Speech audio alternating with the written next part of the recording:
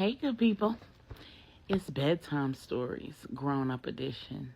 Like Mother, Like Daughter, Part 7.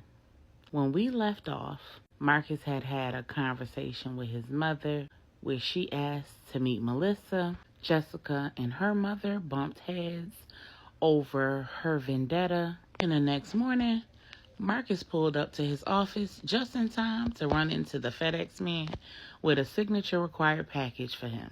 He signed for the package, took it in his office, opened it up, and was met with separation papers from Angela. He hurriedly reviewed them and then looked at the address for the petitioner. He grabbed the papers, threw them in his briefcase, ran out to his car, punched the address into his GPS, and hightailed it to the address. He pulled up in front of the property, went up to the front door, knocked on the door, and was met by a big burly white man. Marcus quickly found out that Angela was not at this address. This was an address used by clients of the law firm to receive legal correspondence when they were concealing their actual residential address. Marcus was informed that this was all completely legal. He went back to his car and completely broke down. Having nobody else that he could call and no one else that he trusted, he calls his older half-sister, Marcia. Marcus has been confiding in her about his marriage, about his affair, about all of the things that have been going on for some time now. And like a good big sister, she's been encouraging him to do the right thing, to make better choices, to get closer with God, to do the work to save his marriage, to end the affair, and to be a better man. They converse, pray together, and Marcus heads back to work. Towards the end of the day, he gets a text message from Jessica with the date, time, and location of her first OBGYN appointment. True to his word, he showed up at the OBGYN appointment. Jessica's pregnancy was confirmed. She was 6 weeks along. Jessica was so excited. All she could talk about was how she hoped that this time it was a boy, how excited Melissa was going to be having a little brother, how excited she was that they were expanding their family. Marcus cut her off and let her know that they were not a family.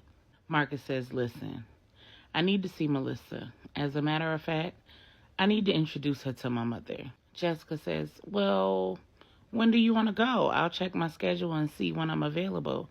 He says, why do you need to check your schedule? I'm going to take Melissa at a time that's convenient for me and my mother. Jessica says, because I'm going to go too. Doesn't she want to meet me? Marcus says, no, she wants to meet her granddaughter. Jessica says, what? I don't understand why she wouldn't want to meet me. I have your daughter, and I'm carrying your next child. It's probably going to be a boy. Marcus says, because I'm married. She doesn't want to meet my mistress. Jessica says, but your marriage is over, and I'm not a mistress. I'm your woman. Marcus says, you're right. You're not a mistress, but you're also not my woman. You and I share a child, and we have one on the way. That is the extent of our relationship from here on out. And what makes you think that my marriage is over? Jessica says, didn't Angela leave you? Have you seen her? Have you talked to her? Marcus says, that's none of your business. Jessica says, well, Melissa is my business. And if your mother wants to meet her, she'll need to meet me too. Because me and my children are a package deal. You can't have one without the other.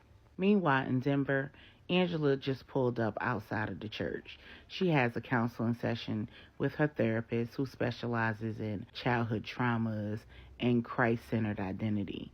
She looks over out of the driver's side window, and she could have sworn she just saw Q.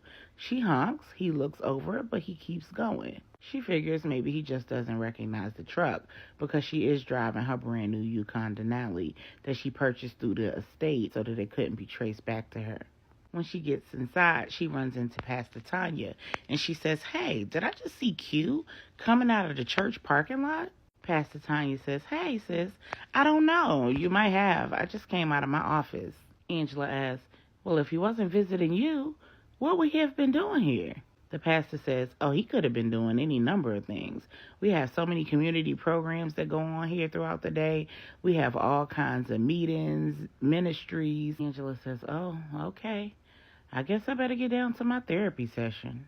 Angela decides when she gets back home not to even ask Q about seeing him at church. It's really not any of her business. He can actually go wherever he wants to. She continues getting settled at her new home in Denver and getting acclimated with the city and working on all of the things that she needs to get done for her business. Back home in NC, Marcus is miserable. He's trying to figure out how to do life without his wife, creating a new routine where he picks up his daughter and drops her back off in the evenings, but he still hasn't introduced her to his mother because Jessica has basically put her foot down as far as that's concerned. About a week or so later, Angela pulls up outside of the Denver maternal fetal medicine clinic, hands her keys to the valet, and walks inside. When she gets inside, she's shocked to see her best friend, Regina. Regina says, "Hey, best friend, I know you didn't think we were going to let you do this all alone." They run and hug one another and go ahead into the doctor's office, and Angela does the usual routine. She checks in, she does her vitals, she disrobes, gets up on that table, and she's ready for her very first full anatomy scans. The tech is doing all of the measurements and checking everything out and explaining what it is that she sees. And she asks Angela, does she want to know the gender? And Angela says no. And Regina says, "Best friend, please let me do a gender reveal for you."